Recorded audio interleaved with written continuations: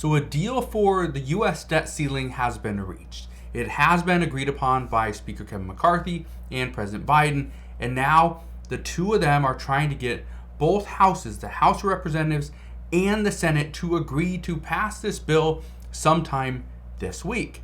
But one of the biggest questions that I've received over the past few days is how will this bill potentially impact Social Security and other social programs?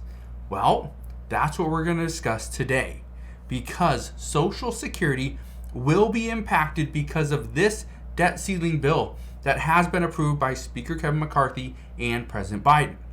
But how much is this going to be negatively impacting us? Well, that's what I'm going to discuss in today's video. Now, even though Democrats are saying that this was a major win for all Social Security recipients, it actually makes it a little bit harder to accomplish the Democratic agenda by ensuring that Social Security remains solvent for the next 75 plus years. And I will explain more on that in just a moment. First, all I ask is if you are grateful that I spend hours and hours of my time doing the research I do so I can give it to you, can you do me a favor? Takes 2 seconds. Go ahead and hit that like button. I would really appreciate it. But now, let's get into this video. So here's what I can tell you. This major debt ceiling bill, this is going to impact Social Security, it's going to impact other social programs, and it's going to impact any possible stimulus moving forward. A lot of people have been asking, are we going to get stimulus checks? Are we going to see this and that because of the possibility of a recession? Well, the answer before was yes, it's possible. The answer now is, well, maybe not so much. So let's first talk about stimulus, then we will get to Social Security and how this new debt ceiling bill may put a damper on Democrats' plans. So let's get to stimulus first. Here's what we know. According to many economists, they saw a path forward where stimulus could be needed in 2024. And it all tied into inflation, a possible recession, and the future of our economy. And how could we actually get back to where we once were? Well, many economists projected that the Fed can tame inflation and they will bring it under 3%. That's going to happen sometime in 2024. If that's the case, good. But by the Fed taming inflation, this likely means we will dip into a recession. That is what we knew before. And then there's a good chance of seeing stimulus come back. That would mean child tax credit payments are likely going to come back. Additional enhanced unemployment benefits would come back as well. The possible $95 supplemental allotment for SNAP benefits, that could come back. As far as those stimulus checks of $1,200, $600, or $1,400, well, that's much less likely. But again, it could happen. However, all of these plans pretty much just got thrown out the window as a result of this debt ceiling bill because of the cap on non-defense spending. Again, this has already been agreed to by Speaker Kevin McCarthy and President Biden. So right now, it puts all of those things in question. But think about it for a second. Even if the United States is in a recession and certain parts of the economy could benefit from stimulus, this can't easily happen. We cannot just go and say, okay, well, let's provide $200 billion to this program because, well, we need it. If we have that cap, okay, it's going to be very difficult for anybody to really push that and try to exceed that. Now, could we raise the debt ceiling again? Yes. Is that something Republicans are wanting to do? No. That creates a major issue. But let's talk about this for a second. Because when you think about, again, all this stuff could be coming back, right? Here's the problem. This is where it creates a major issue for Social Security. So let's address that for a second. First off, the debt ceiling bill has yet to be passed. It's been approved by two different parties. Some people like it, some people don't. A vote is going to happen sometime this week. That's what we know. Well, economists are already predicting more pain in our economy simply because of that cap. Okay? We already know there's a very good chance we will end up in a recession. I think the last time I read the report, it said we're like a 65% chance of ending up in a recession in the third or fourth quarter of 2023. There's also a good chance we could end up in a recession in the first quarter of 2024. So again, the odds are not in our favor. We are likely to end up in a recession. Now, they say we're already on the verge of a recession, and capping government spending is actually only going to put more downward pressure on our economy, which is likely going to result in a more severe recession. Think about that.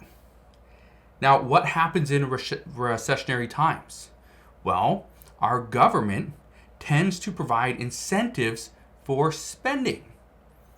Okay, let's incentivize the people to go and spend money. Well, how do we do that? Well, there's vehicle tax credits, right?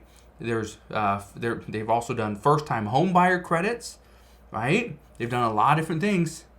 They've figured out ways to incentivize you to go and buy new appliances like a range, a washer and dryer, or a refrigerator, right? Go and buy these things because, well, you have to. They're going to be more energy efficient. Go and buy, go spend, right? Also, and this is something that's happened before as well, is the U.S. government could cut the tax rate. They could cut the tax rate in order to increase your net income. By increasing your net income, you have more money, then you can actually go and spend more of that money. But again, this takes us to the next big problem. And that is, how do we provide additional tax revenue to Social Security or other programs if we must cut tax revenue as a result of a recession? What do? Do we only tax the wealthy, right? And if so, how are Democrats planning to get Republicans on board with this plan? Yes, we could increase the Social Security tax cap. We could do that. But do you know what Democrats need? They need Republican votes. How do you get Republican votes without giving Republicans something to tell their constituents that, hey, look what I got us. We got additional corporate tax breaks. We got other things like that, right? I'm just saying that there's a big problem here. There's a massive problem that's brewing right now simply because of a bill that has yet to pass. But this is something that everybody is currently saying has to be passed. This is our last shot. This bill has to pass.